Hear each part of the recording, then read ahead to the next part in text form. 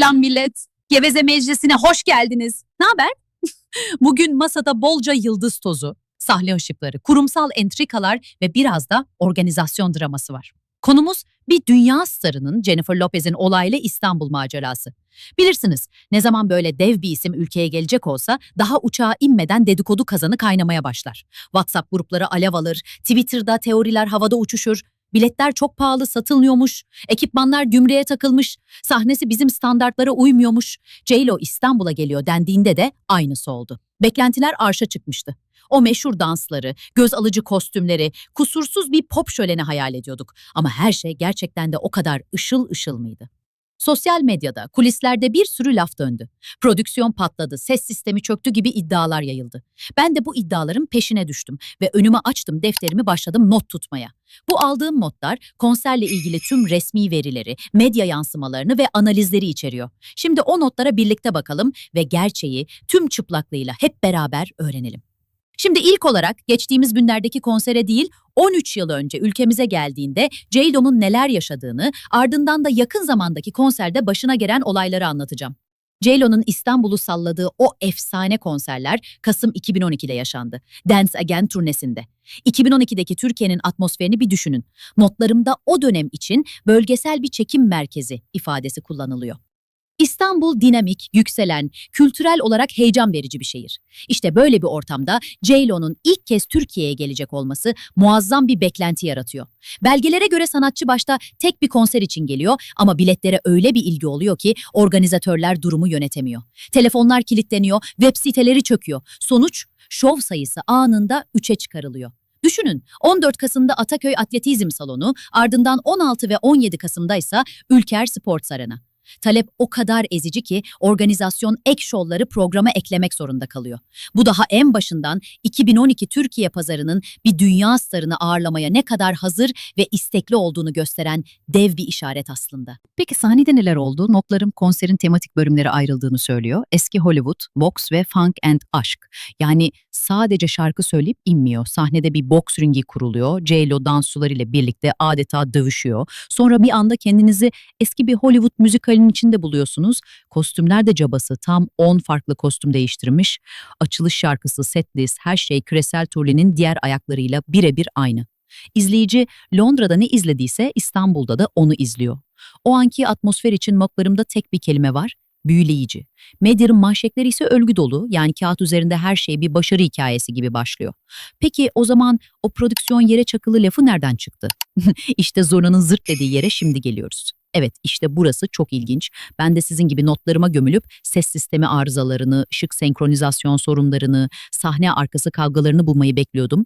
Hani olur ya, star kuliste kriz çıkardı, ses sistemi patladı, seyirci 40 dakika bekledi gibi klasik konser fiyaskoları. Notlarıma göre kriz 2012'de değil, 2025 için planlanan Up All Night turnesinde patlak vermiş. İşte o planlama tam bir fiyasko, bu küresel bir sorunun yansıması aslında.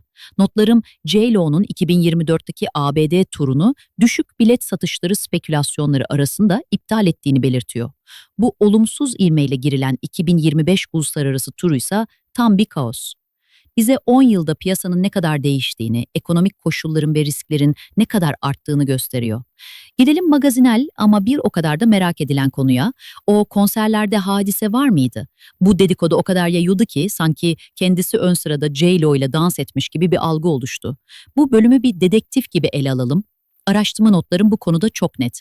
Konsere katılan ünlülerin tam bir listesi var önümde ve liste inanılmaz. Oğuzhan Uğur, Cemre Baysel, Ebru Şahin, Hazal Filiz Küçükköse, Melis Sezen, Cedi Osman, Arzu Sabancı, Türk sanat ve cemiyet hayatından kim varsa orada.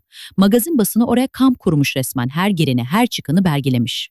Şimdi dev isimlerin tek tek fotoğraflandığı, kimin ne giydiğinin Twitter'da anında paylaşıldığı bir ortamda dönemin en popüler ve medyanın en yakından takip ettiği yıldızlarından Hadise'nin varlığının gözden kaçması mümkün mü? İmkansız.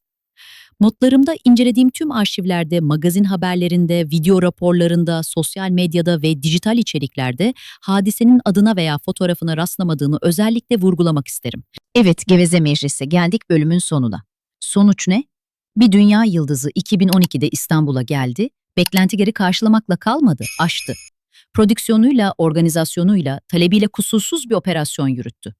O zamanlar İstanbul bu işi ne kadar iyi yapabildiğini kanıtladı.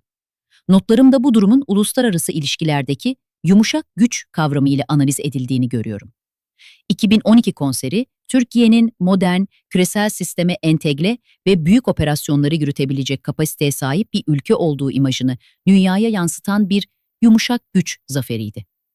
Ama 10 yıl sonra aynı yıldız tekrar gelmeye çalıştığında işler Arap saçına döndü. Yani ironik bir şekilde bir dünya yıldızı İstanbul'a geldi ama ışıklarını bu kez İstanbul değil, geleceğe yönelik kötü planlama söndürdü sanki. 2025'teki organizasyonel kaos, dışarıdan bakan bir gözlemci için ülkenin riskli veya istikrarsız bir pazar olduğu algısını yaratabilir. Bu da o yumuşak güç imajına zarar verebilecek bir durum. Notlarından aldığım en çarpıcı cümleyle videoyu bitirmek isterim. 2012'deki etkinlik, büyüyen bir pazarda kültürel bir fenomenken, 2025'teki planlama daha doymuş, ekonomik olarak daha temkinli ve risklere karşı daha duyarlı bir ortamda, küresel yıldızın bile sorunsuz bir operasyon veya garantili bilet satışı sağlayamadığı bir gerçeği yansıtmaktadır. Peki siz ne düşünüyorsunuz? Yorumlarınızı benimle paylaşın. Bu 10 yıllık değişim, Türkiye'nin ve dünyanın geldiği yer hakkında bize ne anlatıyor? Yeni bölümde görüşmek üzere. Hoşça kalın.